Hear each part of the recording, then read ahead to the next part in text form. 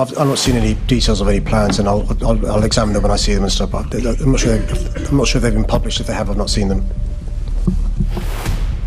Tensions explode inside the London Assembly as Mayor Sadiq Khan faces fierce scrutiny over policing, protest powers, community safety, and rising fears across London.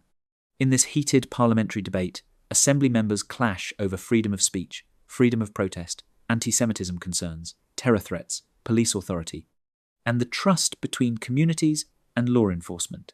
Questions are raised about the Home Secretary's proposal to expand police powers and whether this will protect Londoners or deepen division. One member accuses others of fueling tension. Another defends the Jewish community in Barnet following terror fears. The mayor responds, but his remarks spark even more controversy. Is this about public safety, political opportunism, or a deeper crisis of leadership at City Hall? Stay until the end, because one statement changes the entire tone of the debate, and most people completely missed it. If you believe open debate matters, share this video, like, subscribe, and turn on notifications, because many say critical voices in London politics are being sidelined. Now, let's break down what really happened. Assemblymember Bakari. Thank you. Unlike some members here, I don't have a massive ego. I know we have a job to do, and that is to represent Londoners, all Londoners. And I know that the London Assembly and its members have a responsibility to make sure that we do nothing or say nothing that will divide our communities. I am incredibly worried by some of the rhetoric and some of the things that have been said today already that is going to cause real tension in our communities. We do not need that. We definitely do not need that. We need freedom of speech. We need to make sure that we have freedom of protest. We need to make sure we have freedom of worship. We need to make sure we have freedom to live in peace. And we stand with our Jewish communities in the wake of that horrific attack. And we must do all we can to heal the divisions and to make sure that communities of faith are safe from terror attacks against places of worship, whether they are synagogues or mosques. Now, Mr. Mayor, do you support the Home Secretary's decision to give police the power to decide how citizens are allowed to protest at this decision may actually increase tensions and potentially cause a breakdown of trust? Sorry, I'm not sure what powers she means. The Home Secretary has been given a decision to give police the power to decide how citizens are allowed to protest.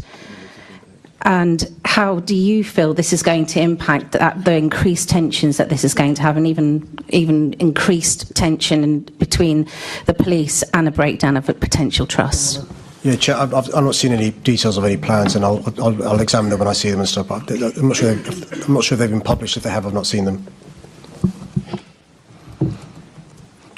Okay, we've now got. Sorry, Assemblymember Clarke, thank you. Yeah, thank you for that.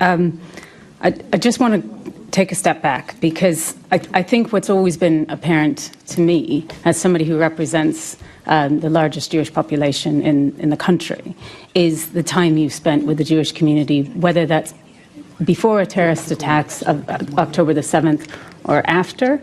I've been in Barnet with you when you've walked alongside us with the police. I've visited synagogues with you. I know you've had Seder dinners with local families.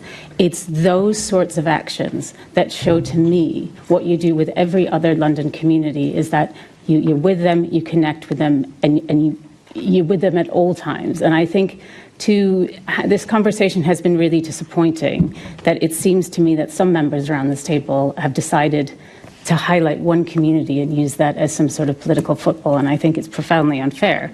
But moving on from that, I really want to thank you and your office, because immediately following that horrific terrorist incident in Manchester, I had a phone call from your office. Barry Rawlings, the leader of Barnet Council, had a phone call from your office to check in, to see what more do we need in Barnet, because you knew it was important, and it is important. But I'm coming on to my question. The following morning, I was out for a walk with the police in Golders Green with Sarah Sackman, the local MP, and with Councillor Sarah Conway, who's our lead member for community safety in Barnet. And the three of us walked with police for, I don't know, probably a couple of hours, walking past Jewish sites, but also walking Golders Green High Street, where there's a number of charities and shops, and that's where people are. And what really struck me was with how many people stopped their cars, how many people stopped us in the street just to thank the police officers for being there. And the following evening, I joined a local shul for Shabbat prayers. And the same thing happened. It was person after person just stopping, thanking the police for being there. And so I wonder if you would join me in thanking the police for stepping up immediately. A lot of them cancelled annual leave. They changed their working patterns. The police changed where they were going to be in those days following that terrorist attack because they knew that those people, the Jewish community, would be feeling unsafe and that there was also possibly a threat to them.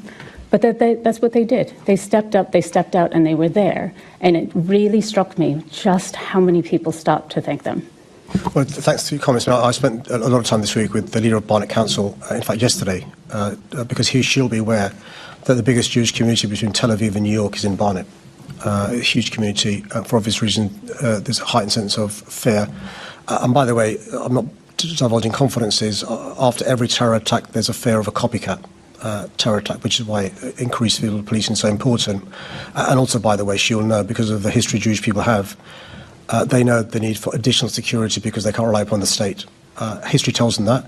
And that's one of the reasons why the Community Security Trust was set up, and they do a brilliant job. She will also know from work in Barnet, the CST has given advice to Muslim communities, synagogues given advice to mosques, how they can help each other to keep other places of worship safe as well. And she will also be aware that in her wonderful community of Barnet, you had Muslim representatives also going to show a hand of friendship to Jewish communities because they understood the fear there was. Wouldn't it have been far better to talk about that rather than fueling division, as some members of the Assembly appeared to want to do?